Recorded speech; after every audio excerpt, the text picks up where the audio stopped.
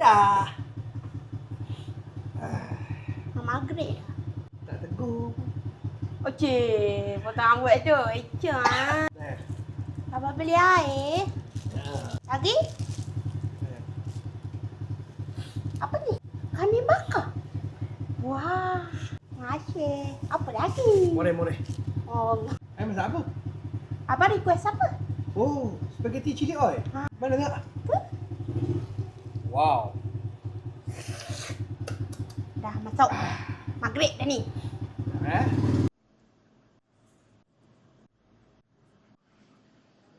Huyo, spaghetti chili oil. Senang yang buat pakai spaghetti chili oil ni?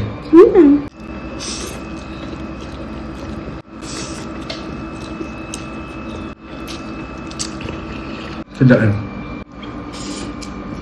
Dah lamanya nak makan banyak-banyak. Abang kena makan nasi sikit. Nanti malam belum lah. Mulut lapar. Nasi? Aduh. Nasi makan apa? Nasi Nasi apa? dia macam versi ambung gitu. Serius lah? Nak? Nak lah. Dah letak tepi bagi ayam. Tapi bukan mi goreng spaghetti. Ala-ala nasi ambeng. Sambal sambal? Tak ada sambal?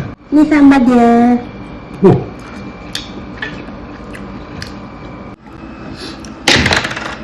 Elok sirip dia. Di Mesir. Tapi homemade tau. Bukan kilang. Ni homemade? Ya. Abang tanya nasi ada lagi tak? Dah habis. Ha. Nak lagi ke? Makan dulu. Tak kaya tak kenyang. Mesti Bukan tak kenyang, takut dah cukup. Macam sekali suap.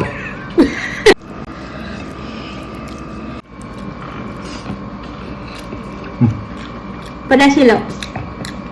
Memang ngam.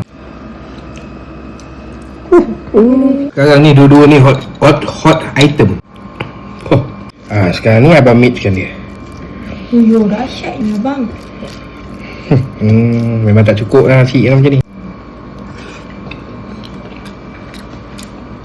Korang kalau nak dapatkan, korang pergi dekat showcase Mi Zakaria. Memang tak cukup nasi lah. Ambil mi. Spaghetti. Spaghetti. Biasa ingat Jawa tadi.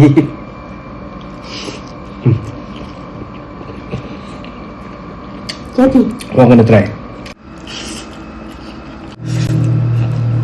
Terima kasih yang masak sedap. Simple sedap. Tapi besok nasi goreng cili oil. Nasi goreng mengantan. Okay.